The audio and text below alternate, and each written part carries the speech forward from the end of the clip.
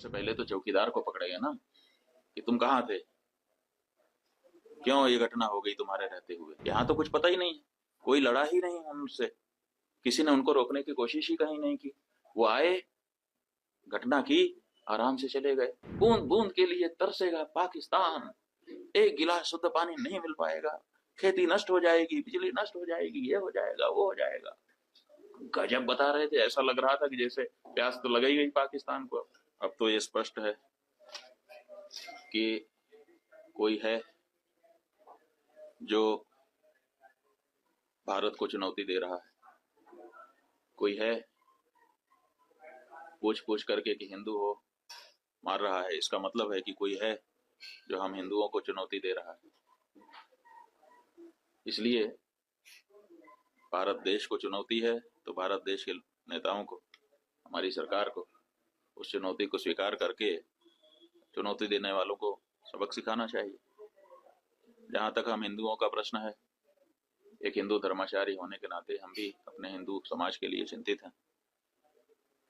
हम भी इस बारे में मंथन कर रहे हैं कि हमारी सुरक्षा कैसे सुनिश्चित हो सके, क्योंकि जो सरकारें हैं वो तो कहीं ना कहीं असफल हो रही हैं। हिंदू होने के नाते हमको मार दिया जाता है, मारने वाला सैकड़ों किलोमीटर से चल के आता है, बड़े बड़े हथियार अपने साथ लिए रहता है, एक नहीं अनेक की संख्या होती है।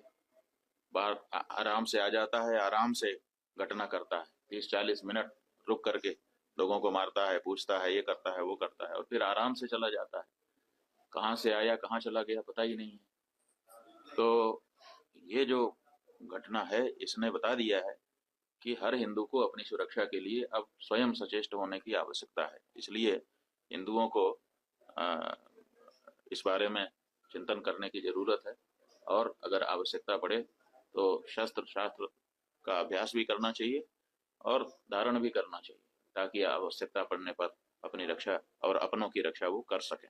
नाम और धर्म पूछकर गोली मारी गई है। हाँ, तो वही तो स्पष्ट हो गया है कि ये हमारे विरुद्ध कार्य किया जा रहा है। सबसे समस्या ये है कि जब हमारे घर में हमने चौकीदार रखा हुआ है और हम कहीं चले गए, हमारे घर में कोई घटना होती है तो हम सबसे पहले किसको पकड़ेंगे? सबसे पहले तो चौकीदार को पकड़ेंगे ना कि तुम कहाँ थे, क्यों ये घटना हो गई तुम्हारे रहते हुए, किस लिए तुमको रखा था। लेकिन यहाँ नहीं ऐसा हो रहा है। यहाँ जो है कहते तो हैं कि हम चौकीदार हैं, लेकिन चौकीदारी अगर की गई होती, हाँ, चौकीदार अगर अपने काम में पक्का होता है तो उसके ऊपर आक्रमण करके उसको कोई मार दे, लेकिन फिर कहा जाता है कि इस चौकीदार ने अपना निभाया। यहाँ तो कुछ पता ही नहीं है, कोई लड़ा ही नहीं उनसे, किसी ने उनको रोकने की कोशिश ही कहीं नहीं की। वो आए, घटना की, आराम से चले गए, कहीं पर उनको कोई बाधा नहीं। कहाँ है चौकीदार? और चौकीदार के बारे में चर्चा ही नहीं हो रही है। अब कह रहे हैं हम उनको सबक सिखा देंगे, हम ये कर देंगे, हम वो कर देंगे। पाकिस्तान की धरती से आए थे। अरे भाई, पाकिस्तान की धरती से आए थे, इतनी जल्दी कैसे पता चल गया आपको?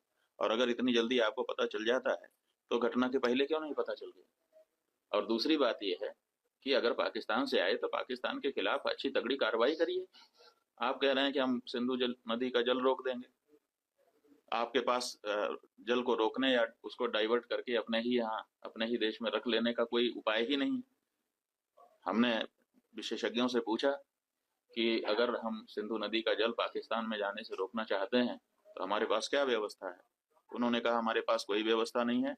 अगर हम आज से शुरू करें कि ऐसी व्यवस्था हम बना ले तो पैसा कितना लगेगा वो तो अभी पूछिए ही मत।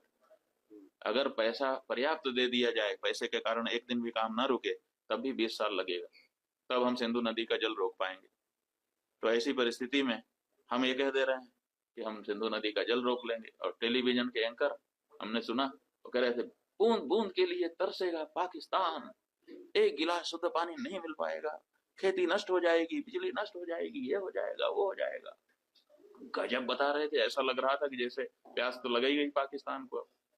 और इधर विशेषज्ञ बता रहे हैं कि हमारे पास पानी को रोक लेने का कोई उपाय ही नहीं। तो ये जो बातें हैं ये समझ से बाहर है। हमारा ये कहना है कि घटना बहुत बड़ी हुई है, इससे बहुत सारी शिक्षा समझ लेने की आवश्यकता है, सबक लेने की आवश्यकता है। और सबसे पहले जिन लोगों से ये चूक हुई है उनको चिन्हित करने की आवश्यकता है और उनको दंडित करने की आवश्यकता है। उसके बाद अगर कोई बाहरी है तो उसके ऊपर भी प्रहार करना चाहिए। दोस्तों, अगर हमारे वीडियो आपको पसंद आ रहे हैं तो लाइक, शेयर और सब्सक्राइब ज़रूर करें। अगर आप हमें फेसबुक पे देखते हैं तो फेसबुक में शेयर ज़रूर करें। नमस्कार।